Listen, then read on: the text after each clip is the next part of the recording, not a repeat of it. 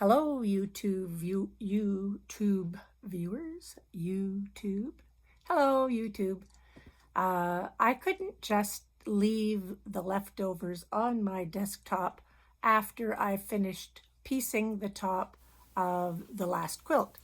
Here's a reminder what it looked like. I've got it sandwiched now, but not quilted. So these were the pieces that were left over from that quilt, the pieces that I had out on my desk that I am striving not to put back into the cupboard. There were lots of pieces left, lots of bits and pieces, strips, and I made this quite easily, quite quickly, and I think that will make a nice play quilt or cuddle quilt for somebody. And I'm going to sew it together today and put a backing on it and quilt it. But I'll show you some things about how I made it. Today I'm sorting out the remnants or the leftover bits on my table from that project. And I have on my desk quite a few strips that I was using for the sashings, and quite a few bigger pieces that didn't get cut up. So what I've decided to do is make the little pieces, the strips, into 8-inch lengths.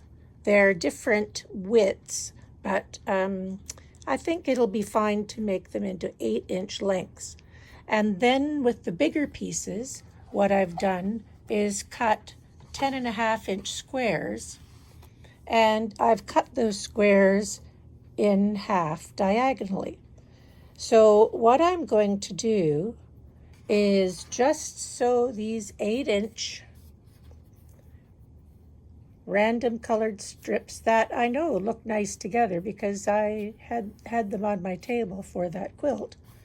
So I'm going to take those and just sew pairs together until I get enough to sew along the edge, the hypotenuse edge of the half square triangle.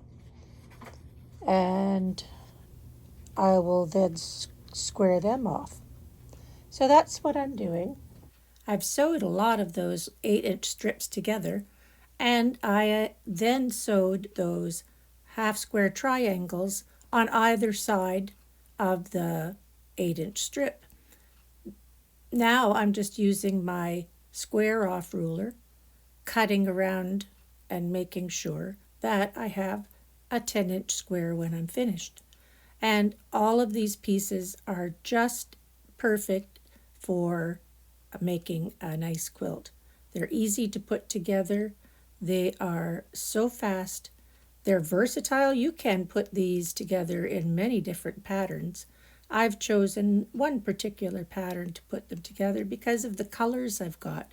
I had 4 yellow blocks and that's it. So I put those in the center when I put them up on my wall.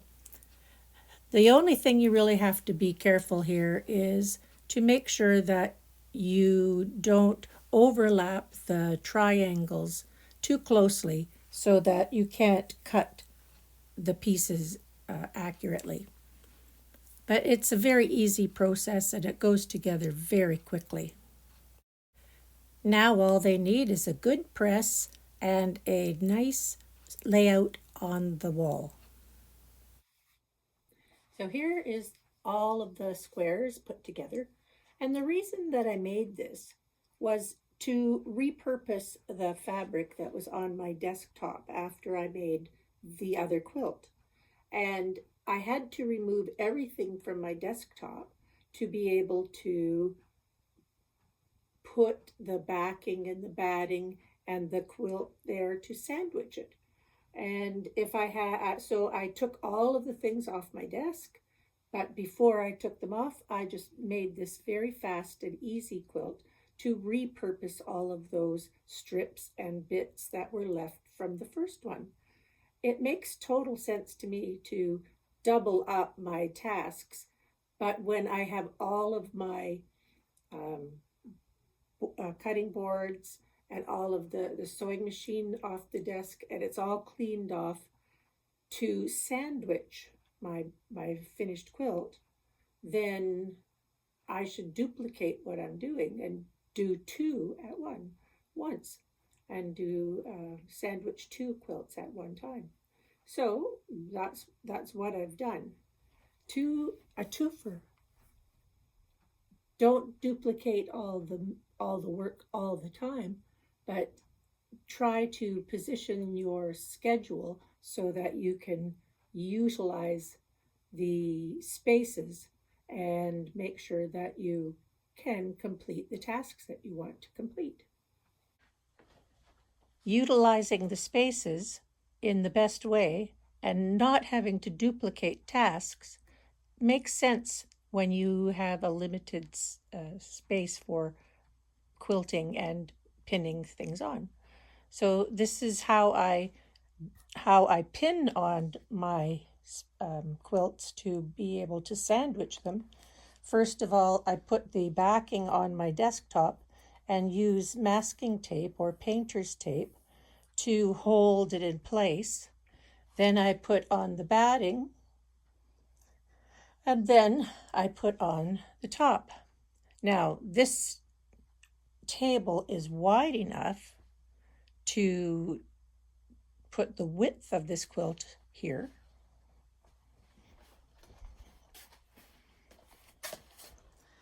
But there's a bit that hangs over the edge of the table.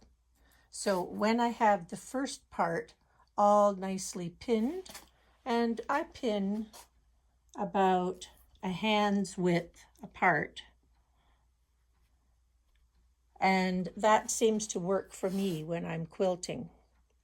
And now that I have this part of the table all pinned, I'm going to take the tape off, slide it over, and finish pinning this part that's hanging off the side.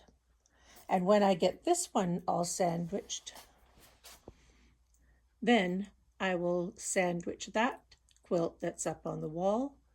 And when I'm finished sandwiching both of them, I'll put my sewing machine back on the table and quilt them. And when I finish pinning it all together, I roll it up from one end, and that way I can tell whether there are any big creases or pleats in the backing before I start quilting. I always like to survey the back to make sure that there are no pleats or no folds to have to take out later on. So now this one is ready to start quilting.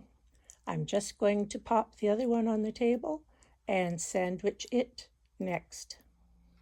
So dovetailing is a very good process. If you can incorporate doing two tasks at a similar time or consecutively, it makes your job a little bit easier. You can not have to duplicate too many tasks, like taking the sewing machine off your desk, removing cutting boards from your desk, setting up a process that needs to have time and space. Try to think about the processes that you do when you quilt and what types of things you can do similarly and consecutively so that it makes your job easier. Thank you for watching this video, and I hope you come back and see what I've done with the quilting. I'm going to take these off and make them, start quilting them very soon, but that's another video. Thank you for watching, and hope you have a good day quilting, and I hope you come back again. See you soon.